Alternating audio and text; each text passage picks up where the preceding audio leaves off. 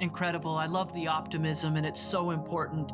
I'm fortunate enough to have a lot of female listeners to the podcast and would love to know some resources or ways for them to get more involved, to meet powerful women in the industry and connect. What advice do you have for them? Absolutely. So a couple of organizations that I'm personally involved in is SheFi, as well as She256, and then Women in Blockchain.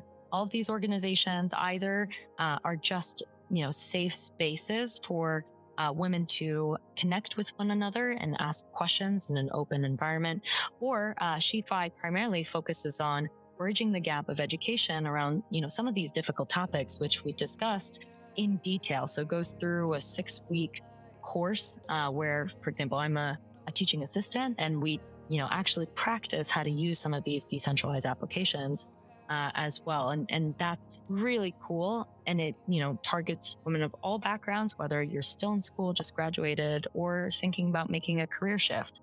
And so again, just opening up the accessibility. The other thing I would say is people in crypto love to connect and to talk. I've never, had the issue. I remember in the early days of wanting to get involved in the space, had the issue of someone saying, no, I'm too busy. I can't talk or I can't help.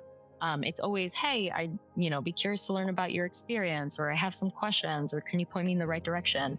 And whether it's through LinkedIn or cold email, and that has always worked. And so, my advice, leverage that as, while we're still a small ecosystem, and really get connected with some of the strong female mentors in the space. I can think of like 15 off the top of my head, and I'm happy to share lists afterwards, but we don't have a shortness of incredible women in this ecosystem. And so, definitely reach out to them.